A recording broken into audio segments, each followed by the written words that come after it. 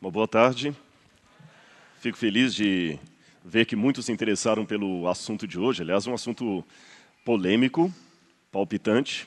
E você também que está assistindo em casa aí da internet, que você possa pegar a sua Bíblia e estudar conosco esse assunto, que tem intrigado muitas pessoas por aí. O título não poderia ser mais óbvio. Por que Deus mandou matar? Eu vou começar já pela polêmica. Vamos já analisar alguns textos bíblicos que deixariam muita gente da igreja em situação embaraçosa caso fossem apresentados por alguém num estudo bíblico, em alguma coisa assim. Olha, por exemplo, essa ordem a respeito das guerras que tinham sob o comando de Josué. E tudo quanto havia na cidade destruíram totalmente ao fio da espada, desde o homem até a mulher, desde o menino até o velho, e até ao boi e gado miúdo e aos jumentos, Josué 6:21. Olha esse outro texto. 12.000 homens e mulheres caíram mortos naquele dia. Era toda a população de Ai. Tudo o que o Senhor tinha ordenado ao seu servo Moisés, Moisés ordenou a Josué, e Josué obedeceu, sem deixar de cumprir nada de tudo o que o Senhor tinha ordenado. Josué 11, verso 15. Nós temos dois problemas sérios aqui. O primeiro é a descrição da violência sem medida, 12.000 pessoas mortas. E o segundo, aparentemente foi feito em nome de Deus. Eu fico pensando se às vezes algumas pregações que vemos na televisão aí dessas teologias da prosperidade, quando falam dos combates, fogueira santa de Israel e tudo mais, se eles param para pensar realmente que aquilo pode dar uma ideia negativa de Deus. Imagine que é uma propaganda parecida com a que o Estado Islâmico faz hoje. Vamos destruir os infiéis.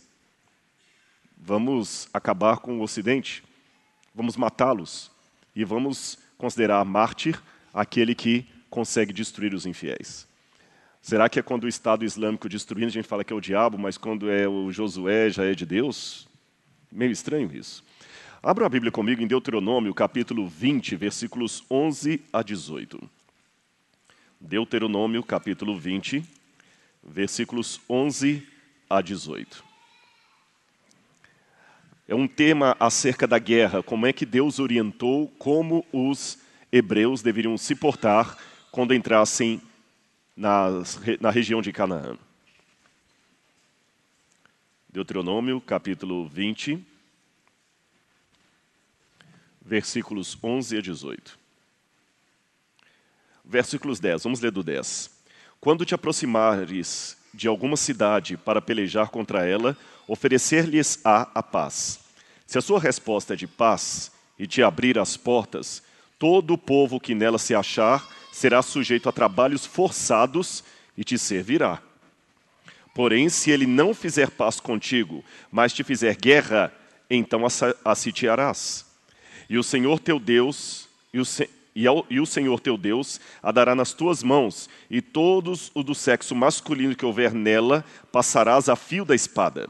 Mas as mulheres e as crianças e os animais, e tudo o que houver na cidade, todo o seu despojo tornará para ti, e desfrutarás o despojo dos inimigos que o Senhor teu Deus te deu. Assim farás a todas as cidades que estiverem muito longe de ti, que não forem das cidades desses povos. Porém, das cidades dessas nações, que o Senhor teu Deus te dá em herança, não deixarás com vida tudo o que tem fôlego. Antes, como ordenou o Senhor teu Deus, destruí-las-á totalmente, os heteus, os amorreus, os cananeus, os ferezeus, os heveus, os jebuseus, para que não vos ensinem a fazer segundo todas as suas abominações que fizeram a seus deuses, pois precaríeis contra o Senhor vosso Deus. Pecaríeis contra o Senhor vosso Deus. Quando sitiares uma cidade por muito tempo, pelejando contra ela para tomar, não destruirás o seu arvoredo, metendo nela o machado, porque dela comerás, pelo que não o cortarás, pois será a árvore do campo algum homem, para que ainda seja sitiada por ti. Ou seja, parece que Deus está favorecendo mais as árvores do que os homens. As árvores são poupadas e os homens são mortos. Uma vez eu estive ali no estado de Massachusetts, e você tem lá a região da Nova Inglaterra. E você tem a antiga colônia de Plymouth, onde o Mayflower, aquele barco, chegou com os peregrinos vindos da Europa em 1620. Em 1620, os peregrinos chegaram fugindo da guerra na Europa, vocês sabem dessa história, e chegaram nos Estados Unidos e inauguraram a nação americana, uma nação onde teria paz e liberdade. E nós sempre contamos essa história, os Estados Unidos como o lugar da paz, onde eles foram para lá buscar paz, porque na Europa eram perseguidos por causa da sua religião. Mas me surpreendeu quando eu cheguei lá no lugar onde o Mayflower desembarcou, e logo acima existe uma placa. Esta placa aí. Quem erigiu essa placa? Descendentes de índios que moram nos Estados Unidos.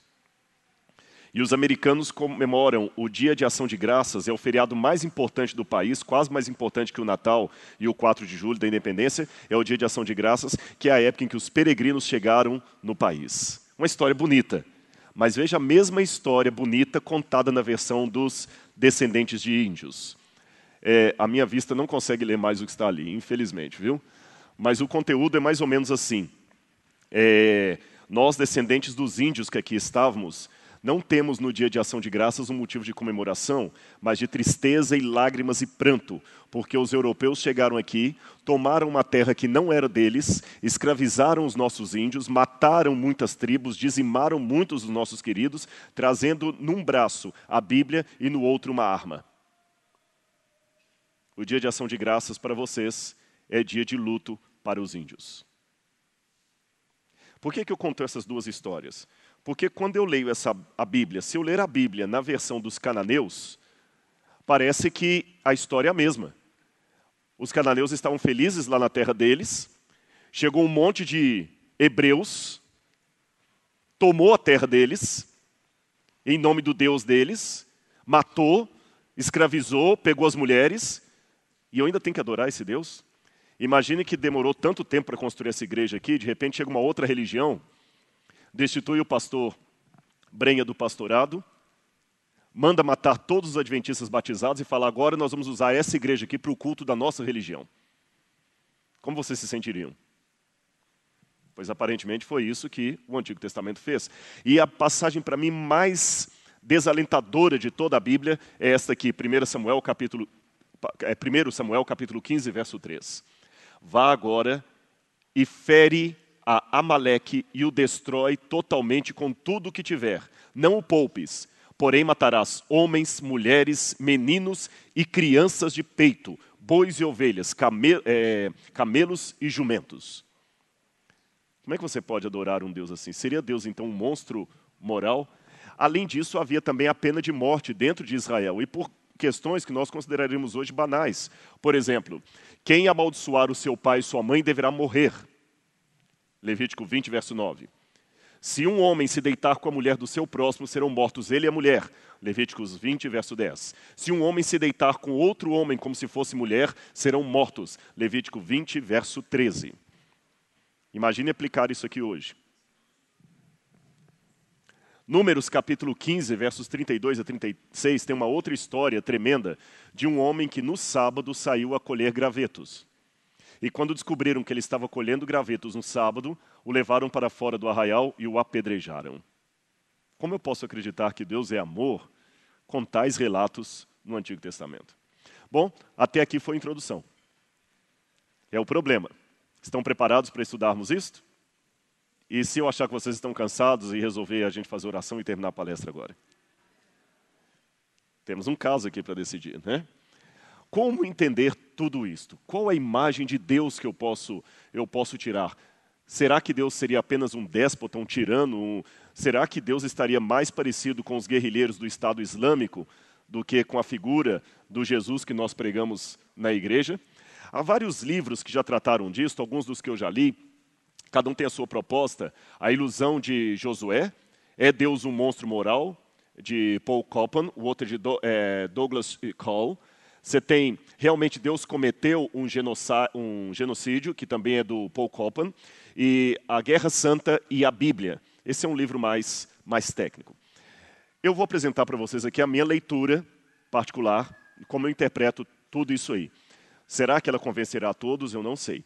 Mas pelo menos Também não quero amenizar o assunto como sendo uma coisa, isso é fichinha, resolve fácil. Não, o problema das mortes no Antigo Testamento é um tema muito sério e delicado. E eu vou propor para a igreja aqui uma interpretação minha.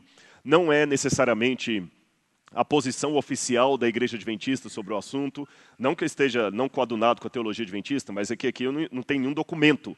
Vou apresentar algumas hipóteses para vocês e como é que eu leio essa questão, tá certo? Deixando a margem para outros tipos de interpretação. A primeira coisa que eu quero fazer nesta tarde aqui com vocês é contar com a paciência para uma aparente digressão muito importante no meu raciocínio aqui. Para a gente estudar um pouquinho o que é cultura. Nesse começo aqui, parece que eu estou fugindo do assunto, mas não estou. É que eu não posso colocar para vocês a minha maneira de ler esse problema, de dar uma resposta para ele, sem primeiro fazer com vocês um passeio, um estudo sobre o que é cultura e como funciona a cabeça de uma pessoa dentro de uma cultura diferente da minha. Se eu não entender a cabeça das pessoas que viveram naquele período da Bíblia, eu não poderia entender o comportamento que eles tiveram. Então, começando, o que é cultura? Você sabe que Nietzsche dizia que nada aprisiona mais o homem do que as suas convicções.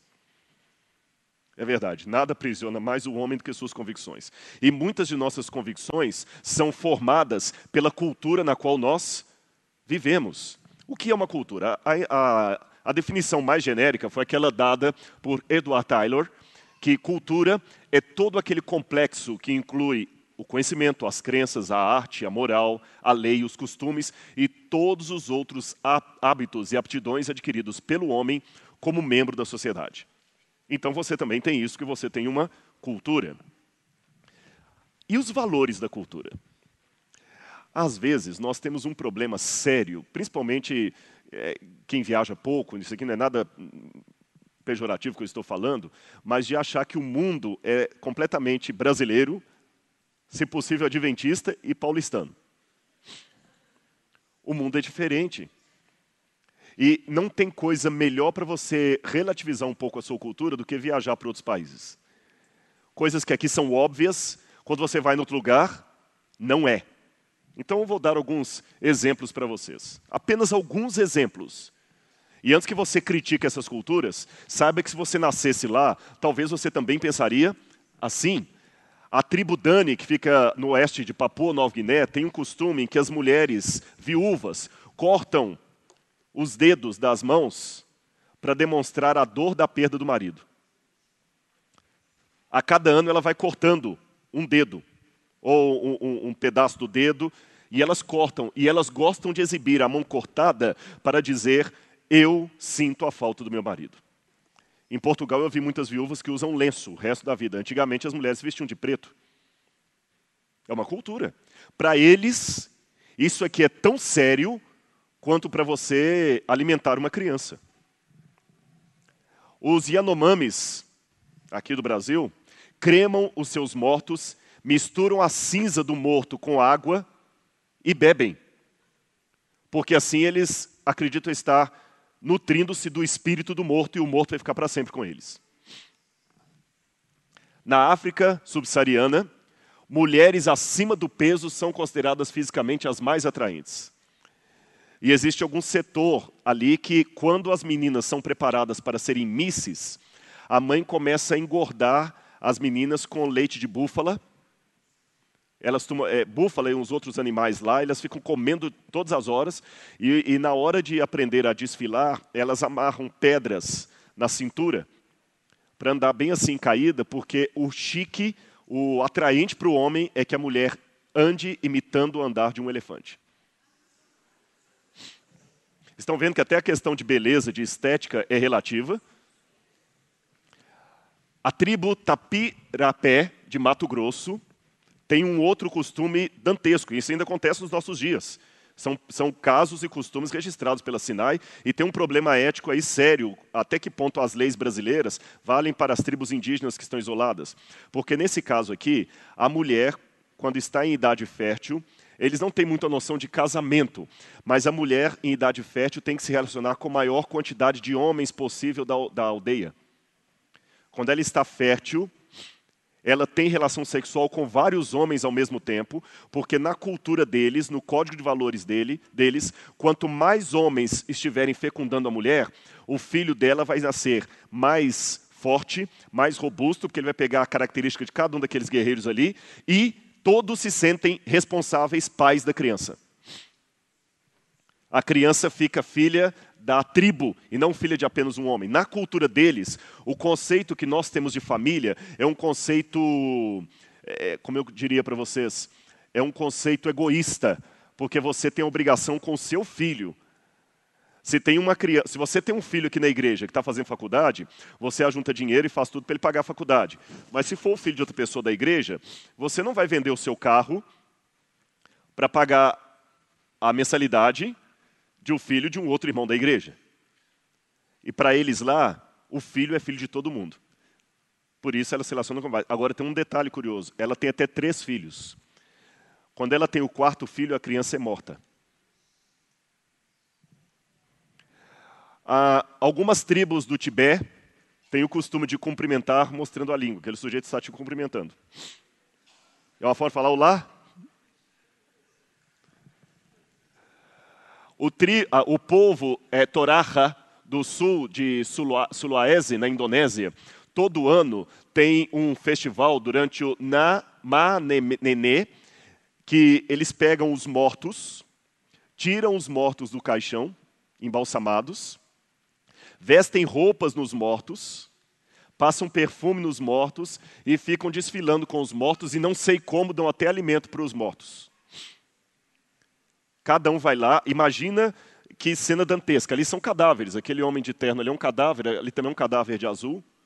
Eles pegam os mortos, criança assiste durante o dia e passeiam com os mortos e conversam e fazem um banquete, depois enterram de novo. Durante um ano vão fazendo isso, os mortos são mumificados por essa razão. Na Índia, é o respeito pela vaca, né? Você tem crianças morrendo de fome.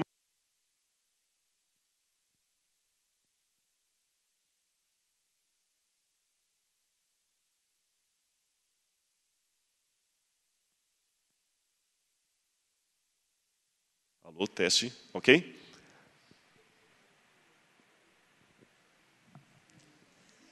Isso é uma cultura que eu não estou entendendo. Aqui assim, tirar mais? Pronto. Você sabe que na Índia a vaca é um animal sagrado? Agora, antes que vocês achem todos esses costumes que eu falei terríveis, costumes brasileiros também são questionados lá fora. Eu vou dar alguns costumes brasileiros que eu já vi sendo questionados nos Estados Unidos, no Oriente Médio, que eles perguntam assim, como é que pode ser isso no Brasil? Por exemplo, o famoso jeitinho brasileiro. O europeu não entende por que a gente faz isso. Se não pode, não pode. Se não pode, não pode. Acho que ele veio aqui, tem alguma coisa com o microfone. Esse aqui está funcionando? Não precisa mais, tá bom. É bom saber a cultura, né? Olha bem, esse negócio do jeitinho, a gente faz gambiarra demais. Eles não entendem. Aqui no Brasil, você sabe, até pela condição financeira, a igreja não está nem terminada, o pessoal já está entrando. Na América é inimaginável. Como é que você coloca o pessoal dentro da igreja se a igreja está terminada e se cair, se desabar? Opa. Outra coisa também do jeitinho brasileiro que eles não entendem. A nossa maneira de driblar as leis para ter benefício. Passar debaixo da catraca para não pagar. Na Europa, muitos ônibus não tem nem cobrador, nem no metrô. O governo confia que você vai pagar. Uma vez eu vi um inglês lá que estava trabalhando com um brasileiro e ele estava no seguro-desemprego. E o brasileiro começa amanhã e falou, não posso, que ainda tem mais um mês de seguro-desemprego para receber. Eu falei, rapaz, você começa comigo? Não posso. Mas por que você não pode? Porque eu estou recebendo o seguro da rainha. Aí ele falou assim, mas quem vai saber? Ele falou, eu sei.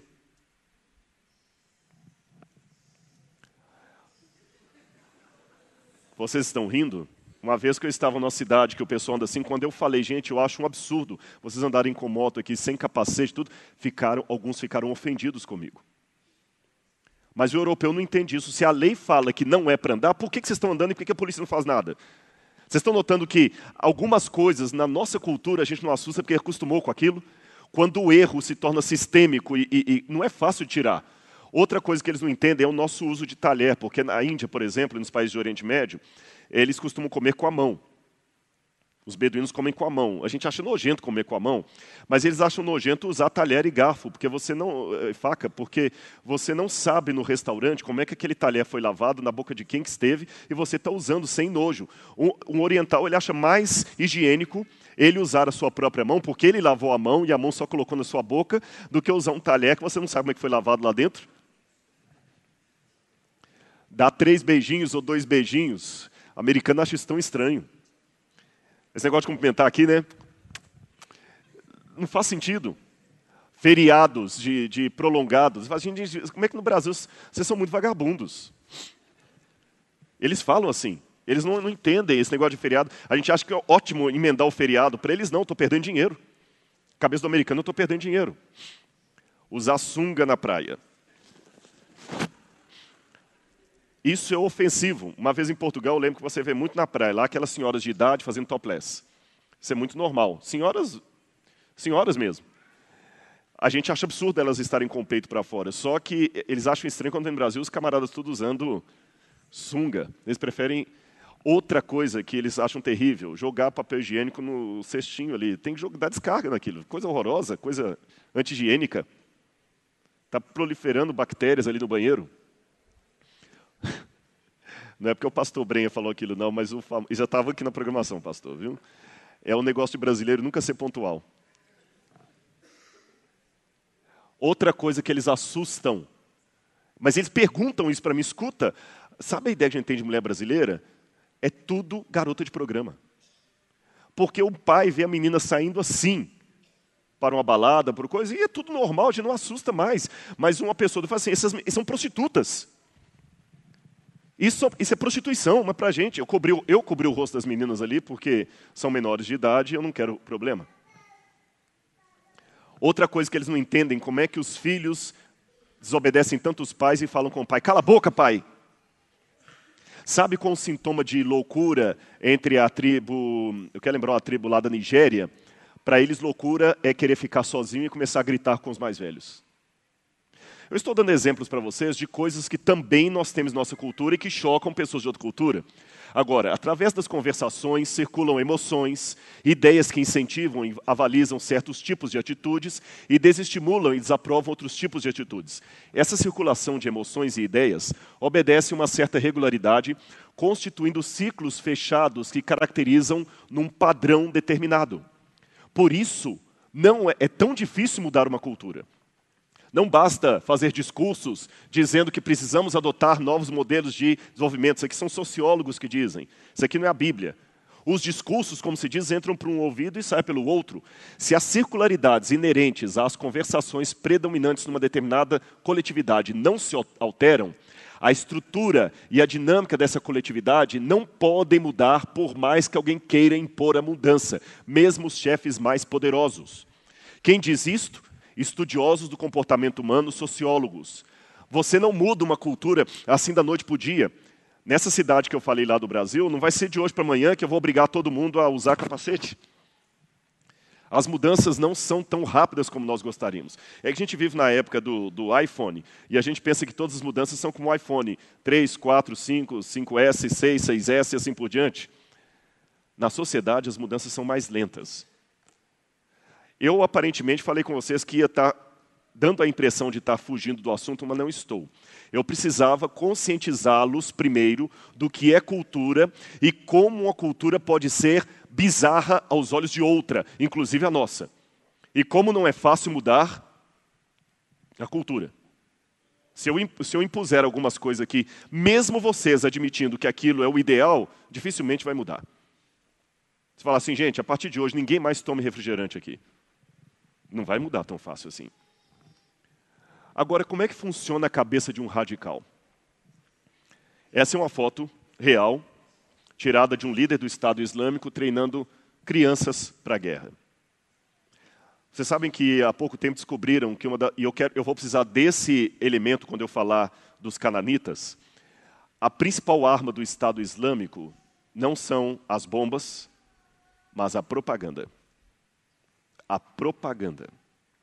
Sabe qual que é o soldado islâmico mais valorizado pelo Estado Islâmico?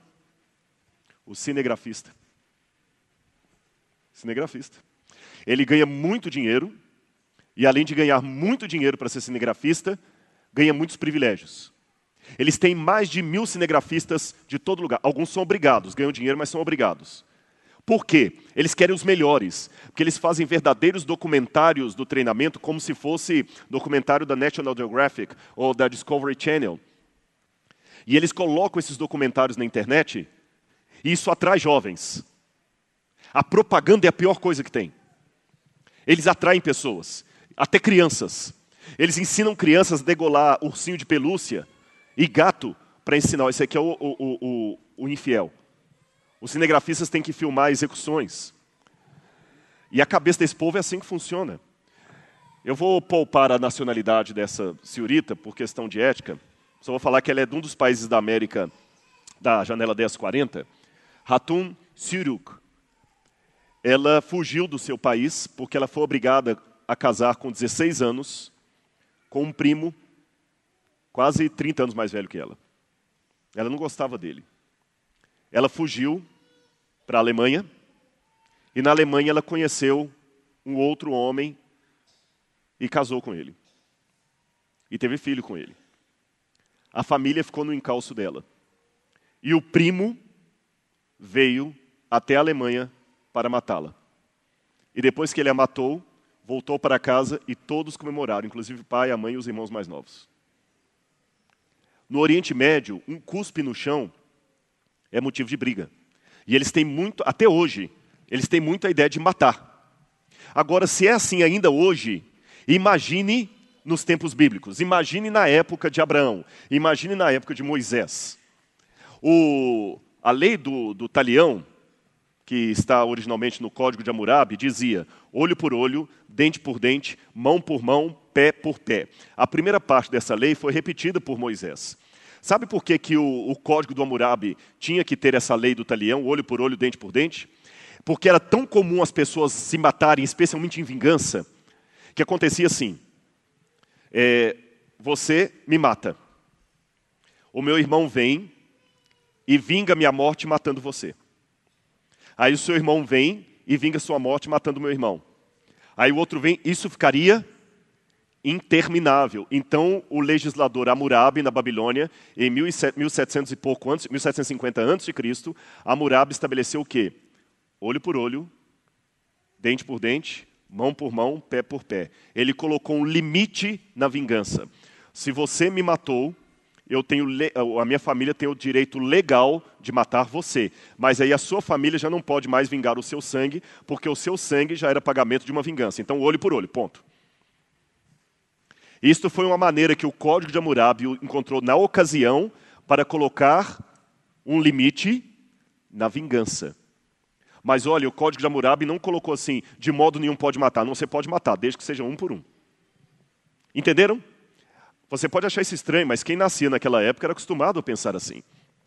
E os assírios, que dominavam a região onde hoje é o Iraque, da Suméria, eles eram implacáveis, combatentes, guerreiros ferozes. Ali havia muita guerra e muito sangue, e as crianças aprendiam a matar desde cedo. Então o que Deus fez? Olhem que o plano de Deus não era da guerra. Deus tirou tirou Abraão lá de Ur. Aquela seta vermelha é o caminho que Abraão fez. Deus tira Abraão de Ur e fala, Abraão, sai daqui, porque você é meu servo. Eu sei que você vai crescer, você vai se tornar próspero, mas eu não quero que você aprenda essa violência local. Sai daqui e vai para uma terra que eu vou te mostrar. É uma terra que está pouco habitada. Lá também tem violência, mas é uma violência menor do que a daqui. Entenderam? Lá também tem violência, mas é uma violência menor. Vai, Abraão, vai para a terra que eu vou te mandar. E Abraão saiu com sua família e peregrinou e veio até aqui para a região que hoje nós chamamos de Israel. Eu não sei se o mouse pega ali. Mouse não, desculpa, meu laser. Eu acho que ele não tem laser aqui. A região de Israel que está mais ou menos aqui, ó. Essa parte aqui, ó. E Abraão veio. E Deus falou com Abraão que ia dar terra para Abraão. Olha a promessa de Deus a Abraão. Ora, o Senhor disse a Abraão, sai da tua terra, da tua parentela, da casa do teu pai, para a terra que eu te mostrarei, e far-te-ei uma grande nação, e abençoar-te-ei, e te engrandecerei o nome, e tu serás uma bênção. E abençoarei os que te abençoarem, e amaldiçoarei os que te amaldiçoarem. Em ti serão benditas todas as famílias da terra. Você pode traduzir, em ti serão benditas todas as nações da terra.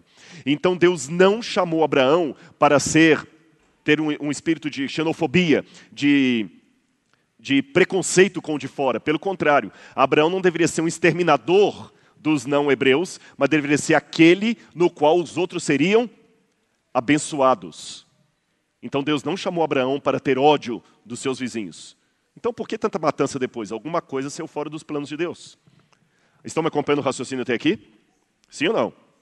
Recapitulando, já falamos o que é cultura, já mostrei que cultura é uma questão muito exótica, uma cultura pode ser muito estranha aos olhos da outra, que mudar uma cultura é um processo muito complicado, você não muda fácil uma cultura, e Deus, quando chamou Abraão para tirá-lo de uma terra muito violenta, para um lugar um pouco menos violento, a fim de que ele fosse uma luz para todas as nações. Naquele mesmo dia, fez o Senhor uma aliança com Abraão, dizendo, à tua descendência tenho dado essa terra, desde o rio do Egito até o rio Eufrates, o Queneu, o Quenezeu, Cadmoeu, o Eteu, o Perizeu, os Refaíns, Amoreus, os Cananeus, os Gergaseus e os Jebuseus. Irmãos, o rio do Nilo é o Eufrates, que está aqui em verde. Perdão, o rio do Egito é o Nilo, que está aqui em verde. O rio Eufrates está lá em cima. Se Abraão tivesse sido fiel, mas os hebreus, a terra que Deus prometeu dar para Abraão era de onde é o Egito completo hoje, todo Israel, todo o Iraque, toda a Arábia Saudita, tudo que está na mão dos muçulmanos hoje deveria ser terra de Israel. Deus ia dar tudo isso. E note que quando Abraão chegou lá, vocês estão vendo aqui na península do Sinai bem verde. Estão vendo em torno do rio Nilo bem verde. Mas o resto está tudo muito marrom, que é deserto. Deus levou Abraão para uma terra que muita gente não tinha interesse nela. Hoje o território de Israel é 78% desértico. Agora, mesmo que lá houvesse menos violência, tinha povos morando em Canaã quando Abraão passou por ali. E por que Deus falou com Abraão que ia dar a terra dos outros para ele? Isso não parece fazer sentido? Faz. Por 4 razões. Letra A, juízo. Aquelas terras estavam impiedosas perante Deus. E Deus falou para Abraão, na tua 4ª geração vocês voltarão para cá. Por quê? Não se encheu ainda a medida de iniquidade dos amorreus. Abraão, ainda estou pelejando para que eles se arrependam. Mas se eles não se arrependerem, eu vou tirar a terra deles e vou dar para vocês. Porque a terra é minha, diz o Senhor. Segunda razão, Deus precisava de um lugar no mundo para nascer o Messias. Terceira razão, Deus precisava de um lugar no mundo para guardar a revelação verdadeira. E quarto, um lugar que poderia ser o centro de bênçãos para o restante do planeta Terra. Por isso Deus elegeu aquela terra. E se alguém não estivesse seguindo as ordens de Deus, Deus ia tirar dali. O livro de Gênesis traz anotações específicas da aquisição de terra por meio dos patriarcas. Aqui vem a primeira revelação dessa tarde. Com exceção do momento em que Abraão sobe até Dan para guerrear contra aqueles reis, para libertar o seu filho, o seu sobrinho Ló, em nenhum momento do Gênesis você lê que Abraão tinha um exército e que guerreou para conquistar uma terra. O plano de Deus era a guerra? Como é que Abraão conquistou territórios? Pela prosperidade que Deus lhe deu. E o livro de Gênesis mostra Abraão comprando poços, altares, terras, tudo pela prosperidade de Deus. E note que havia ali cerimônias públicas que legitimavam os acordos, exatamente como encontramos em tabletes cuneiformes da Babilônia. Abraão tornou-se muito rico e comprou muitas terras. A prova que eu tenho disso, ele foi recebido pelo rei do Egito. Ele foi recebido pelo rei dos filisteus. Ele foi recebido pelo rei de Gerar. Ora, para alguém ser recebido aqui pelo presidente Temer, tem que ser alguém muito importante. Então Abraão já era importante. Senão o rei do Egito não iria recebê-lo. Isso significa que Abraão, sem guerra, sem derramamento de sangue, começou a comprar a terra de Canaã. Ele comprou, por exemplo, poços. O que significava comprar um poço naquela época? Estão vendo onde está circulado de vermelho ali? Ali é Berseba. Ali os homens de Abraão furaram um poço. E você, se tinha um poço na época, você era muito rico. Por quê? Estão percebendo a terra toda desértica? Essa é uma foto tirada de satélite. Conseguem ver a parte marrom, como é que é tudo deserto? Imagine uma caravana tendo que atravessar o deserto para chegar do outro lado. Era importante ter um poço, porque o poço era onde a caravana podia descansar, dar água para os animais, dar água para os homens, comer alguma coisa no oásis que eles plantavam ali e continuar viagem. Não dá para viajar daqui até a América Central sem parar para abastecer o carro. Então quem tem posto de gasolina no beira da estrada está rico. Então Abraão pegava uma terra, Deus o abençoava, ele furava e achava água. Ali ele comprava o poço. Depois formava uma cidade ali, que pertencia a quem? A Abraão. Tanto é que eles moravam ali. Fala que Isaac se tornou agricultor. Abraão depois em Macpela comprou um terreno para sepultar a sua esposa Sara. Abraão comprou várias terras ali em Canaã. Mas você sabe o que aconteceu depois disso, né? Depois de Abraão ter comprado vários pedaços de território, o que aconteceu na história de José? Vocês se lembram? Eles tentaram vender José para o Egito, já o primeiro erro. Olha como é que um erro acontece. O ódio dos irmãos fizeram com que José fosse para o Egito. Deus queria que José fosse para o Egito? Não, não queria. Deus queria que José passasse o aperto que ele passou? Não, não queria. Mas uma vez que coisas que Deus não quer acontecem, Deus tira dali uma bênção. Há muitas crianças que nascem de uma relação sexual não desejada por Deus. E Deus transforma aquela criança numa bênção. Algo que não foi desejado foi transformado por Deus. Você pode não ter sido desejado, mas você foi transformado. Por isso você é uma bênção. Mesmo que a sua vinda ao mundo foi um acidente. Amém? Deus não queria que o filho dele, José, passasse pelo que passou lá no Egito. Mas uma vez que os irmãos de José, por causa do pecado, olha bem, José pagou o preço pelo pecado dos irmãos dele, pelo ódio e a inveja dos irmãos. José vai para o Egito. Como consequência, o que aconteceu depois que José se torna segundo depois de Faraó no Egito? A família toda se muda para onde? Para o Egito. E quando a família de Jacó desce para o Egito, começam a morar no Egito, e o que acontece com a terra de Canaã? Se você para de visitar sempre a empresa, deixa na mão de outros, corre o dia que você chega lá e o que acontece? Alguém te passa a perna. O povo de Israel cresce no Egito, não era o plano de Deus. E quando ele se torna uma imensa população de pessoas no Egito, Deus quer tirá-los do Egito para eles voltarem para a terra que legalmente era dos patriarcas. Legalmente era dos patriarcas. Abraão tinha comprado essas terras, ele tinha escritura daquilo. Abraão não roubou nem Isaac, nem Jacó, era terra deles. Israel não voltou para Canaã como os europeus chegaram na América, praticando genocídio e devastando o território dos outros. Israel voltou para pegar as porções de terra que eram deles. Só que quando eles chegaram lá, aqueles povos estavam mais fortes e mais violentos. E o que acontece? Deus fala, mata. Mas espera aí, Rodrigo, de novo aí, até aí eu acompanhei seu raciocínio, questão cultural. Se o povo matasse por causa da cultura deles, eu não entenderia, mas a Bíblia fala que Deus mandou matar. Então quer dizer que Deus está preso à cultura também? A primeira coisa que tem que entender é o seguinte: Deus não está preso à cultura, mas como eu estou, Deus tem que falar na minha linguagem. Eu dou um exemplo pela igreja. Eu fico imaginando se alguns adventistas dos anos 1920 ressuscitassem hoje e vissem muitas das irmãs cortando o cabelo. Eu imagino se eles vissem pastor não usando gravata na igreja. Naquela época, aqueles irmãos entendiam que uma mulher usar uma calça comprida e cortar o cabelo era uma abominação. Em 1929, a Universidade Andrews, na época chamava Emmanuel Missionary College, ganhou de presente uma Super 8, uma dessas câmeras, e ia apresentar um filme sobre a manufatura do petróleo.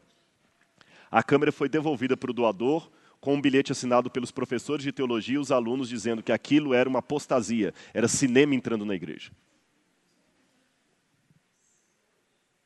Naquela época eles pensavam assim. Adventista, nos anos 50, não podia ter televisão em casa, nem nos anos 60. Muito mal um rádio. O pastor Roberto Rabelo, quando começou pelos primeiros programas da Voz da Profecia, muita gente não aceitava o rádio. Depois, alguns compraram televisão para assistir Fé para Hoje e perderam a fé para sempre. Por que eu estou colocando esses paralelos? Eu estou perguntando aos irmãos mais conservadores da igreja. Você que questiona a questão de música, questiona uma série de coisas, você se sente mais apostatado do que os irmãos dos anos 1920, porque você tem uma televisão em sua casa?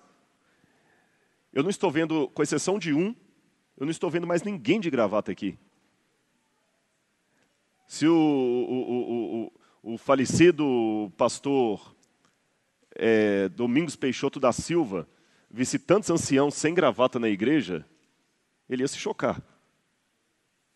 Aí eu pergunto, o que você vai fazer? Você está apostatado e ele estava fanático? Não. Deus falou em cada geração com a linguagem que eles podiam entender.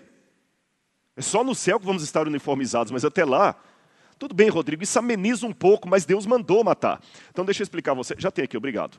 Eu tenho um arsenal aqui. Eu e minha velha companheira Coriza. Olhem bem um pouquinho de hebraico para vocês entenderem. A língua, às vezes, é igual eu falei de manhã sobre o alemão, tem coisas que são difíceis de traduzir. No hebraico você tem ali os modos verbais, e ali tem um imperativo. O cal imperativo, o coativo e jussivo. Ali você tem os verbos no hebraico, katal, katali, etc., que significa matar. Só que os gramáticos têm dito que alguns verbos imperativos no hebraico, especialmente o coativo e o jussivo, não significam ordem direta, mas permissão, tolerância. Só que o interessante é que o hebraico escreve diferente de nós. Vamos supor que, eu sempre dou esse exemplo que eu acho que fica bem didático. Como é o seu nome? Vivian. Vamos supor que a Vivian é muito minha amiga e a Vivian está gripada. E eu falo assim, Vivian, não toma sorvete hoje não, que você está gripada. Aí a Vivian insiste, não, mas eu quero tomar. Vivian, não toma, mas eu quero tomar. Aí eu perco a paciência e falo assim, Vivian, então eu vou falar mais nada. Vai lá e toma sorvete. Não está mais quem falou, vai lá, enche a cara de sorvete. Toma sorvete até falar chega. Se você olhar estritamente pela língua portuguesa, eu estou usando o imperativo, eu estou dando uma ordem para ela. Mas essa ordem é uma ironia. Eu não estou literalmente mandando a Vivian tomar sorvete. Eu estou apenas dizendo que eu não vou mais insistir, que se você quiser tomar, tome. Só que eu expresso a minha discordância dela, dando uma ordem. Vai lá e tome. Entenderam a comparação da língua portuguesa? Sabem como é que eu falaria isso em hebraico? Eu te farei tomar sorvete. Mas o sentido é o mesmo. Eu te farei tomar, não vou te impedir. Então, o jussivo no imperfeito e o coativo na primeira pessoa, eles podem expressar ideia causativa, também ideia permissiva e tolerativa, e modalidade deôntica, ou seja, eles colocam Deus como responsável por aquilo que ele apenas permite, autoriza. Não sei se está ficando claro para os irmãos essa comparação, ou está complicado explicar o hebraico aqui. Deu para entender? O refill, que é uma forma verbal no hebraico, aqui eu tenho 2 livros de gramática hebraica que dizem isso, porque é um assunto que alguns têm como polêmica, eu trago a fonte então. O refill tem uma raiz causativa em contradição com o piel, mas ele pode ter um aspecto permissivo. Ou seja, eu estou apenas te autorizando a ir. Pastor Brenha, eu estou te autorizando a sair da igreja agora e buscar alguma coisa. Mas, na forma hebraica, pastor Benha, eu te farei sair da igreja e buscar alguma coisa. Mas, na verdade, eu estou apenas autorizando. É a forma que eles tinham de se expressar. Então, por exemplo, vou dar um exemplo para vocês, bíblico, para facilitar. Êxodo 1,17. No original hebraico está assim. Elas fizeram ou causaram viver os meninos. Está falando das parteiras, que quando os meninos nasceram no Egito, o faraó mandou matar todo mundo, mas elas não mataram. Aí na Bíblia, no hebraico, está assim: elas fizeram viver os meninos.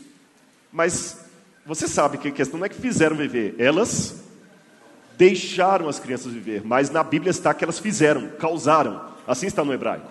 Outro exemplo, Jeremias 24, verso 1. Fez-me ver o Senhor. Não é ver que o Senhor te fez, o Senhor deixou que você visse. Outro exemplo, Gênesis 48, verso 11. Deus me fez ver também tua semente. Deus me permitiu ver. Gênesis 2,16. No hebraico está assim: de toda árvore do jardim, comendo comerás. Comendo comerás. Tu poderás comer. Mas olha a forma como... de toda árvore do jardim, comendo comerás. Vamos para Daniel 7,5, quando fala dos animais lá, por exemplo, fala bem claro do urso, e foi dada a ordem ao urso que devorasse muita carne. Ora, não se dá ordem ao urso para devorar muita carne, é apenas liberar o urso para comer muita carne. Vocês entenderam a questão da... Isso aqui são algumas gramáticas que eu me baseei para poder citar isso aqui para vocês do hebraico. Esse autor aqui, Sprinkle, professor de hebraico e formado pelo Hebrew Union College, escreveu esse livro interessante no qual ele afirma que alguns textos, como Deuteronômio 20, 12 a 13, deveriam ficar assim: agora, se ela, a cidade, não estiver disposta a ter paz com você, mas em vez disso fazer guerra, então vocês têm permissão para sitiá-la, e não que vocês deverão sitiá-la. Ficou mais claro agora? Aí alguém pode fazer uma pergunta: mas espera aí, Rodrigo, por que então que já não traduzem a Bíblia facilitando assim?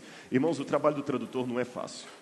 Não é à toa que já vem a velha alcunha tradutor e traditório. O tradutor é um traidor. Porque se você traduz a Bíblia ao pé da letra, fica meio sem sentido algumas coisas assim. Mas se você parafraseia, coloca uma tradução dinâmica, corre o risco de alguém falar assim: mas não é assim que está no original. Ele colocou a impressão dele como tradutor. Então não é fácil. Por isso que Bíblia não deve ser lido. Bíblia deve ser estudado. E outra coisa, quando Deus falou o seguinte: deixará as mulheres, ou seja, os não combatentes, você deve poupar. Não é para sair discriminando tudo. Agora, mesmo assim, que Deus deixa matar, Rodrigo, por que você pode matar? Irmãos, não era a situação ideal, mas era necessário. Mas até criança. Lembra que eu falei da questão da propaganda? Imagine agora que uma força-tarefa é mandada à Síria para combater o Estado Islâmico. Eles estão mandando tiro aqui e crianças estão mandando tiro do lado de cá. Do lado de lá, o que você faz? E o que é pior, se o Estado Islâmico continua existindo, mais crianças vão ser recrutadas para o Estado Islâmico.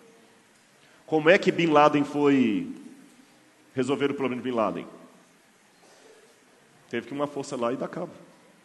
A polícia não usa uma arma para matar, mas em caso de necessidade, tem que usar. Foi isso que Deus falou com Israel. Vocês estão voltando para a terra e aqueles povos estão impedindo. Se for preciso, use.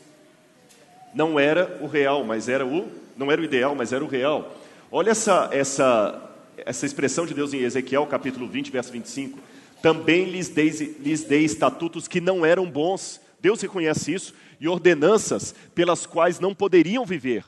E os deixei contaminar-se com seus próprios dons, nos quais faziam passar pelo fogo todos os que abrem a madre para assolar, a fim de que soubessem que eu sou o Senhor.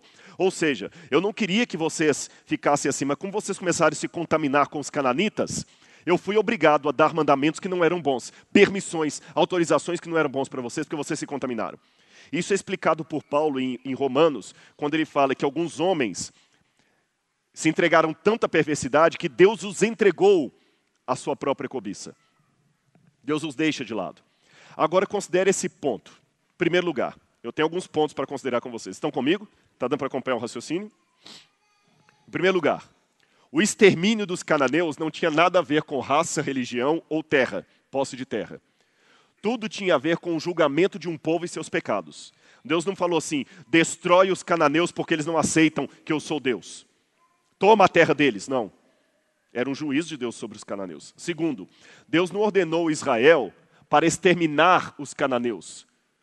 E não era porque eles eram uma raça diferente. Na verdade, os cananeus eram semitas, como os israelitas. Terceiro, nem comandou Israel a exterminar todos os que não se convertessem ao judaísmo, como quer fazer o Estado Islâmico. Deus nunca obrigou as pessoas a se converterem. Outro ponto, os cananeus eram um grupo específico de pessoas, mas o seu nome também foi usado de uma maneira geral para se referir às 10 nações que Deus mandou que seriam destruídas. O Senhor deixou claro que Israel não tinha permissão para atacar qualquer um dos outros países, a menos que a nação atacasse primeiro. Israel nunca foi ordenado a simplesmente matar os cananeus para assumir o controle da terra. O Senhor deixou claro que o povo de Canaã estava sendo destruído pelos seus pecados, e só os seus pecados. Lembra lá em Abraão? Ainda não se encheu a medida dos amorreus. E oitavo, Israel também passou pelo mesmo castigo que os cananeus passaram, porque quando Israel também pecou, Deus também permitiu que os babilônios viessem e fizessem guerra contra Israel. Deus também permitiu. Então a gente não deve se surpreender. E o que os cananeus tinham de tão ruim assim que a mão de Deus pesou sobre eles? Primeiro, sacrifícios. Vou contar apenas alguns dos pecados dos cananeus que nós conseguimos resgatar pela arqueologia. Sacrifícios de crianças. Especialmente o deus Moloch. Eles pegavam a estátua do deus Moloch e tinham duas maneiras de sacrificar as crianças. Ou eles matavam a criança com marreta, ou eles colocavam fogo dentro da barriga da estátua e jogavam crianças lá dentro vivas. E vocês podem pensar, mas como é que as mães tinham coragem de fazer isso? Lembra que eu falei a questão da diferença cultural? Estudos sociológicos feitos da antiguidade mostram que as mulheres tinham uma relação com as crianças bem diferente de hoje. Por quê? As mulheres não dormiam com o marido na mesma tenda. O marido passava a maior parte do tempo em guerra, só vinha em casa às vezes para poder dormir, passar um tempo e voltar para a batalha ou para o campo. E ele muitas vezes violentava a esposa. O casamento não era como hoje, que você encontra alguém, namora, se apaixona, o casamento era arranjado. Essa aqui é sua esposa, essa aqui é seu marido. Então a mulher às vezes nem conhecia o homem. Ele chegava, violentava. A mulher não sabia o que era ter um orgasmo, o que era ter um prazer. Não havia carinho, com raras exceções, é claro. O homem chegava, violentava a mulher, deixava a semente dele na mulher, a mulher engravidava. E os psicólogos hoje, fazendo um estudo de psicobiografia, não é psicografia, psicobiografia, é uma análise da biografia de antigos com elementos da psicologia hoje, demonstram que havia um grande surto de depressão pós-parto nas mulheres. Você sabe que existem algumas doenças, inclusive psicossomáticas ou psicológicas, que acabam...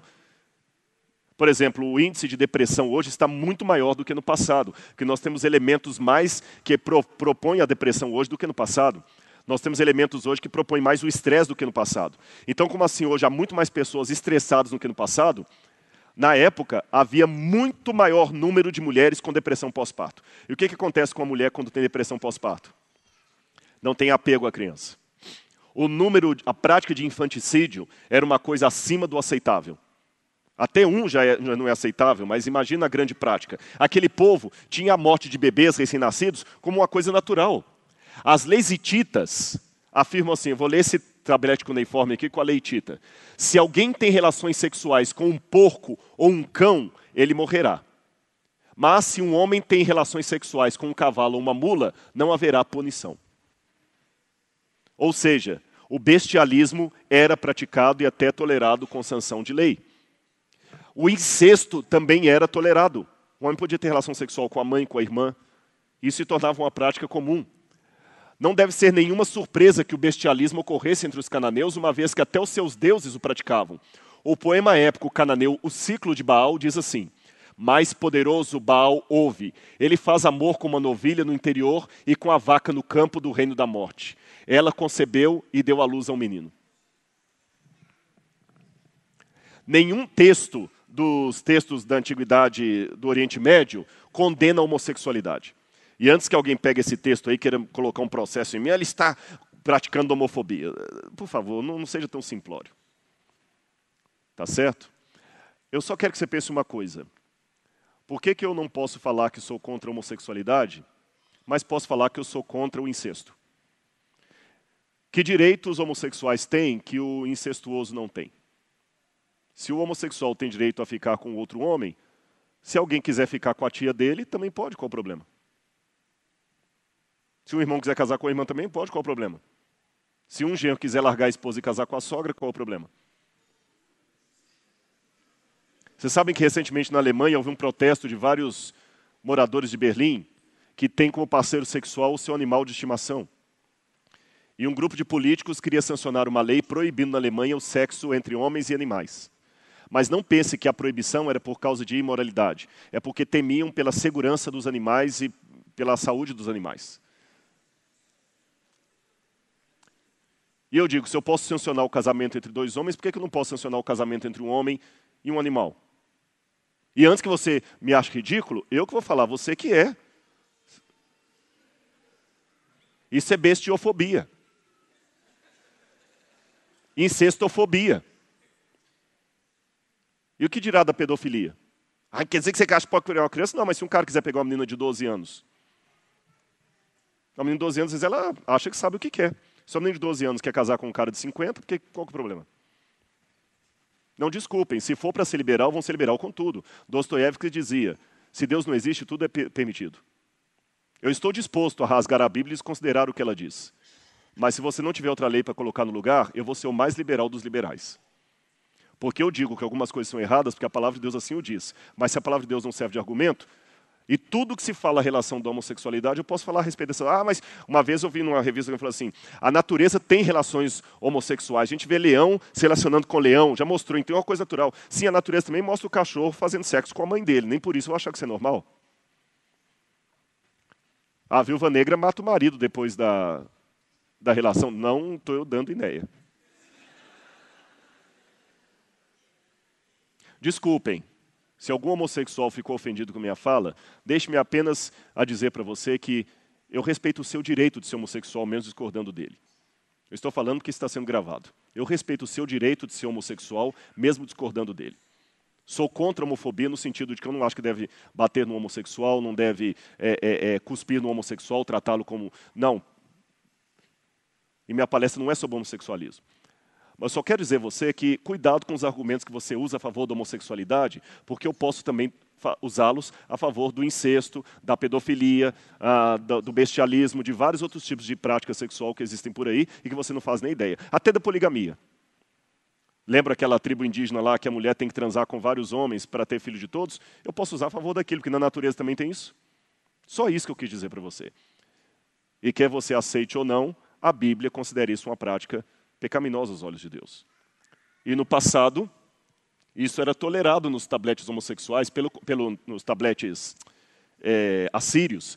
Tanto é que alguns tabletes falam sobre o partido dos rapazes e festivais de pessoas que mudaram sua masculinidade para a feminilidade e para fazer o povo de Ishtar a reverenciá-la, essa deusa de Ishtar. E, aliás, havia cultos orgiásticos em homenagem a Tammuz e Ishtar. Eles promoviam isso e as pessoas gostavam disso. Era a luz do dia. Sexo com cadáveres, necrofilia era praticada. Isto era tolerado no povo de uma maneira tremenda em Canaã. Esse era o povo que Deus falou com Israel. Olha, a minha paciência com eles esgotou. Aliás, Albright, que era um humanista, arqueólogo, príncipe dos assiriologistas, Albright falou o seguinte, foi uma sorte para o futuro do monoteísmo que os israelitas da conquista era um povo selvagem, dotado de energia primitiva e vontade implacável de existir, uma vez que a dizimação resultante dos cananeus impediu a fusão completa das duas culturas, o que quase inevitavelmente teria extinguido normas de Javé a um ponto onde a recuperação seria impossível. E no outro ponto, Albright chega a dizer que Israel fez um favor ao mundo destruindo aqueles povos, porque se eles continuassem vivos até hoje, a violência do mundo seria muito pior do que é. Eu não sou a favor da violência, mas eu também não acho que a gente deve vencer o Estado Islâmico apenas mandando flores para eles e folheto. Se um camarada aparece num lugar cheio de bomba, o que você vai fazer? É puxar o gatilho. Se você não fizer isso, outras pessoas vão junto. E aí? É um dilema ético interessante. E contra quem Deus permitiu as primeiras batalhas? Aqui vem um outro ponto. Então, eu já falei que a linguagem bíblica é permissiva. Deus permitiu. Não era o ideal de Deus. Falei com vocês também que eles não estavam praticando um genocídio, nem uma expropriação da terra dos cananeus, mas eles estavam voltando para pegar o que era deles. E aqui vem uma novidade. Aqui estão as conquistas de Josué. Ele vem primeiro e ataca Jericó, depois Ai, Hatzor e assim por diante. O que acontece, irmãos, quando a gente estuda a literatura da época, especialmente ali do século XIV a.C., período do Novo Império Egito, ou início da idade, final da idade do bronze, início da idade do ferro quase, é que o Egito, estão vendo o Egito em verde ali? O Egito, na época da 18ª dinastia, justamente o período em que Israel vai largar ali, o Egito domina as terras de Canaã. Estão vendo o verde seguindo até lá em cima? Tudo domínio de Faraó. Mas como é que o Egito conquistava aquelas terras? Para um egípcio, era motivo de grande desgraça morrer longe das terras do Nilo. Ele não queria morrer longe do Nilo. Então, como eles faziam? Eles colocavam postos militares ali e falavam com os postos militares: se vocês precisarem de ajuda, mandem uma carta para Faraó, que eu vou mandar um exército para salvar você. Mas eu quero que você pague tributos a Faraó. Assim que essas terras ficavam na mão do Egito. E o Egito, então, tinha vários centros administrativos ali, como Gaza, Jope, Meguido, Bet-Shean. Jericó, na minha opinião, não era uma cidade como São Paulo, Rio de Janeiro, Arthur Nogueira, Engenheiro Coelho. Pelo tamanho de Jericó, a cerâmica encontrada ali, a ausência de alguns prédios públicos, eu deduzo, e não sou o único a pensar assim, que Jericó seria um posto militar, um quartel. Não uma cidade. Um posto militar. Por que um posto militar? Lembra que eu falei que havia vários postos militares? Então tem um posto aqui, outro lá, outro lá. Se é que ele precisa de guerra, esse aqui manda o exército para ajudar o outro. E os postos militares se comunicavam por fumaça ou batedores. Oi? Do Egito. Porque lembra que eu falei que o Egito controlava as terras lá, mas deixava postos militares. Em Jericó eles encontraram escaravelhos egípcios, mostrando que tinha gente do Egito ali. Entenderam? Igual um soldado vai servir fora. As terras eram do Egito. Aí, e Raabe? O que era a prostituição de Raabe? Bom, você tem a palavra zaná, em hebraico, significa prostituição. Você tem a Kidesh, que é uma prostituta cultica. Eu não acredito que Raabe seria uma prostituta cultica, mas há várias razões que podem ter levado Raabe a ser aquela prostituta. É interessante que a palavra zaná pode significar também dona de uma hospedaria. Talvez Raabe, a prostituta já pensa assim, mau caráter. Mas você não sabe o que levou uma menina à prostituição. Muitas meninas eram raptadas, vendidas como escravas pelos pais desde pequeno, eram violentadas, estupradas. Elas não escolheram a prostituição, eram colocadas ali. Raabe pode ter sido uma dessas meninas que desde pequena foi sequestrada e estava ali. E é interessante que no Código de Hammurabi diz assim: se conspiradores tramarem juntos nas relações conspiratórias dentro da casa de uma dona de pensão, e ela não os denunciar e trouxer ao palácio, que seja condenada à morte. Se Raabe era dona de uma casa de pensão, de uma estalagem, faz sentido que os espias vão para a casa dela. E ficam 3 dias ali, como nós temos nos tabletes cuneiformes falando isso. Tudo bem, Rodrigo. Tá, já entendi. Então ali era um posto militar. Então, tanto é que o povo de Israel cercou Jericó, e todo dia dá para dar uma volta em toda a cidade. Jericó é um sítio arqueológico pequeno, era um posto militar. Não era uma cidade com banco, praça, rua, crianças brincando. Israel chegou lá cortando todo mundo. Tá, Rodrigo, mas e a ordem para matar mulheres e crianças? Aqui eu tenho que explicar mais outra coisinha da língua hebraica antiga, que nós temos em português também. Mais 5 ou 10 minutos no máximo eu termino. Dá para fechar? É a questão das hipérboles. Aristóteles já falava na arte da oratória, da retórica, há algo de adolescente nas hipérboles, pois elas expressam as coisas violentamente. São mais usadas por pessoas iradas que por outras pessoas. Nós temos muitas hipérboles e muitos livros, muitos artigos científicos escritos sobre a hipérbole na Bíblia. A hipérbole era um recurso de linguagem muito usado na Bíblia. Lembra que Jesus falou, se o teu olho te faz pecar, arranca-o e lança-o diante de ti. É mais fácil passar um um camelo no fundo de uma agulha, do que um rico entrar no céu. As hipérboles eram muito usadas na Bíblia, como nós usamos até hoje também. Olha que bonito, viu? Eu fiquei feliz. Estava todo mundo na igreja, como o planeta Terra inteiro. Eu vou acabar com ele hoje, você vai ver. A gente tem hipérboles, muitas hipérboles. Agora, a Bíblia também tem hipérbole, claro. E essas hipérboles são encontradas na literatura cananita, em redor do Egito. Ora, por exemplo, isso aqui é um painel que está lá em Luxor, no templo. E nesse templo você tem o faraó Tutmoses III, que para mim foi o faraó do Êxodo. E nessas paredes você tem lá as conquistas do faraó Tutmoses III. E olha o que ele fala num dos textos lá. O numeroso exército de Mitane foi derrubado em uma única hora. Foram totalmente aniquilados. Não restou nenhum para a descendência. Uma outra forma de traduzir o egípcio seria: não sobrou nenhum dos seus descendentes. Só que nós encontramos relatos na história que, pelo menos um século depois disso, os Mitane ainda existiam como exército guerreando contra o Egito. Então, na verdade, o que está escrito aqui é literal ou é uma hipérbole? É uma hipérbole. Outro exemplo que eu dou para vocês. Isso aqui é a pedra de Merneptah, ou Meremptah, que está no Museu do Cairo.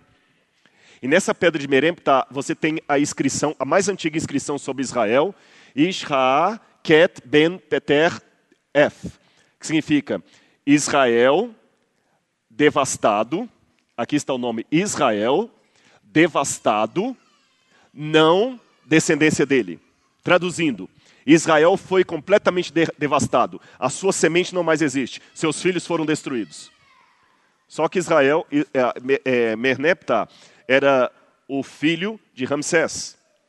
Mas eu pergunto para vocês, Israel continuou existindo depois disso, sim ou não? Claro que continuou. Então isso aqui é uma hipérbole. Olha essa outra aqui, a pedra moabita, a estela de Mecha. Aqui você tem o nome de Deus, escrito em aramaico antigo, e aqui o nome de Israel. E lá fala, Israel desapareceu por completo e para sempre. E na linha 17 tem a palavra herem, que quer dizer destruir ou banir, expulsar. E a palavra herem é usada no hebraico e traduzida às vezes como destruir, mas pode significar também banir, expulsar e dedicar à divindade. No caso aqui, Chemosh, que era o deus sol, o deus pagão. Olha também esse texto de Senaqueribe, onde ele fala, aos homens de Hiririmni cortei ao fio da espada, e nenhum de seus filhos escapou, e todos esses povos continuaram existindo depois. Aí quando eu vou para a Bíblia, eu vejo também, naquela época, Josué eliminou os Enaquins dos montes de Hebron e Debir, e de Anab, e de todos os montes de Judá. Josué exterminou-os completamente, assim como suas cidades. Assim, pois, nenhum dos descendentes de Enac foi deixado vivo sobre todo o território israelita. Somente em Gaza, em Gat e em Asdod é que alguns puderam viver. Só que quando a gente vai para Josué capítulo 14, agora, pois, dá-me esse monte que o Senhor me falou naquele dia. Pois naquele dia tu ouvistes que ali estavam os anaquins, os grandes cidades. Porventura o Senhor será comigo para os expulsar. Mas se Josué tinha destruído completamente, como é que lá na frente ele pede, Senhor, dá-me o monte para os expulsar, se eles tinham sido destruídos? Aquela linguagem é uma hipérbole.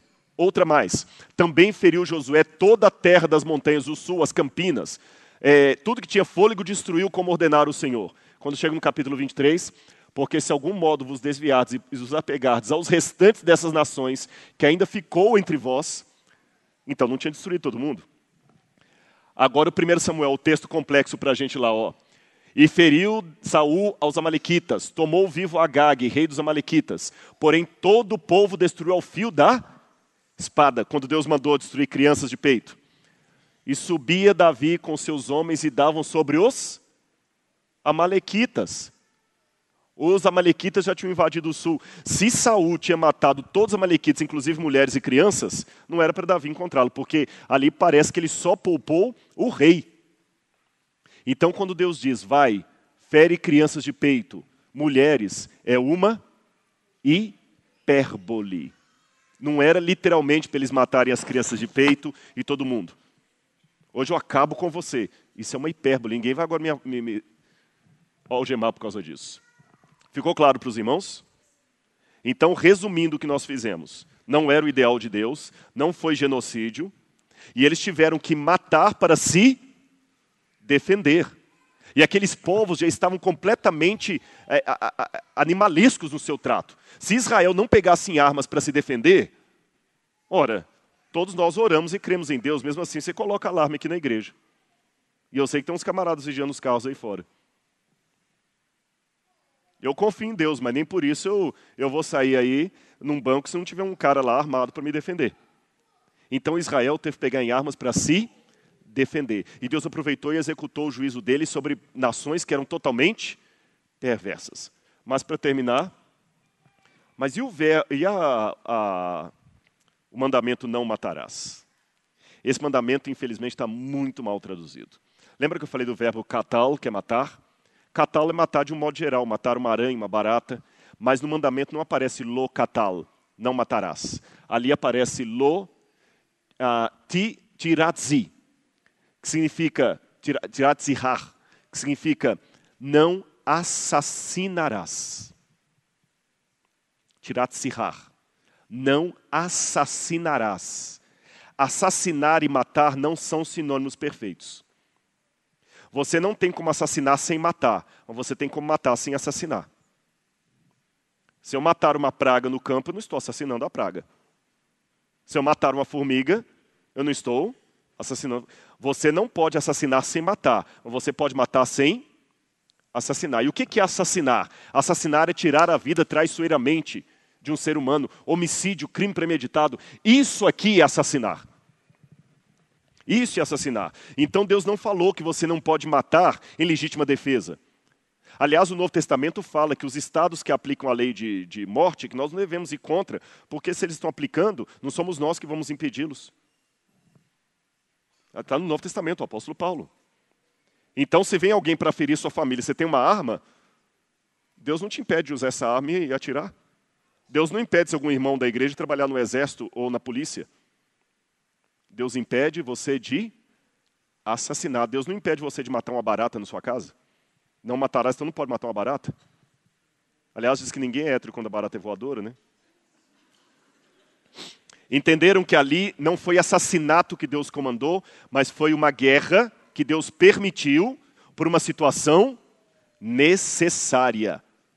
E a linguagem vai e mata, além da questão permissiva, eu vou permitir, é uma linguagem de exagero, não poupe ninguém. Agora, para terminar minha palestra, eu quero dizer para vocês que ficou claro, mas eu quero terminar essa palestra de uma maneira meditativa. Se alguma questão ainda das mortes no Antigo Testamento não ficou clara para você, não respondeu exatamente ao ponto, é isso aqui eu gostaria que respondesse. Muitas pessoas ficam preocupadas com as mortes no Antigo Testamento, mas se esquecem da morte praticada hoje. Lembra que Jesus falou? Ouviste o que foi dito aos antigos, não assassinarás. Eu, porém, vos digo, a maneira como você trata o seu irmão, você pode estar assassinando. E eu coloquei essa foto de propósito. Há muitas pessoas que assassinam com as palavras. Ele fica revoltado. Como é que Deus permitiu tanta morte no Antigo Testamento e não se digna a olhar no espelho e falar como é que você pratica tanta morte hoje? Matando com as palavras, matando com a difamação, matando com a fofoca, matando com a desonra do nome do outro, matando com a suspeita. Você não tem moral para questionar as histórias de guerra do Antigo Testamento, sendo que você é um assassino inconfesso terrível. Vive matando as pessoas com seu poder, com sua palavra, com seu desprezo, com seu ódio, com seu racismo. Você é um assassino? Cuidado. Porque muitas pessoas matam porque têm mais medo da vítima. Eu termino contando uma parábola para vocês. Dizem que uma vez uma cobra fazia de tudo para pegar um vagalume. Ela pulava no vagalume, ela fazia planos para matar o vagalume. E o vagalume já estava cansado daquilo. Um dia o vagalume voou perto dela e falou, cobra, por favor, estou cansado, a minha vida toda eu vivo fugindo de você, você fica tentando me devorar. Até onde eu saiba, cobras não comem vagalume, porque você me odeia tanto e quer me matar. Ela falou, nem eu sei, mas o seu brilho me ofusca. Muitas pessoas se tornam assassinos porque o brilho do outro o ofusca. Ele não consegue suportar a felicidade do outro, a glória do outro.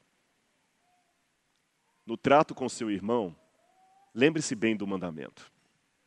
Não matarás. Que Deus abençoe você. Amém? Vamos ficar em pé e fazer a oração final?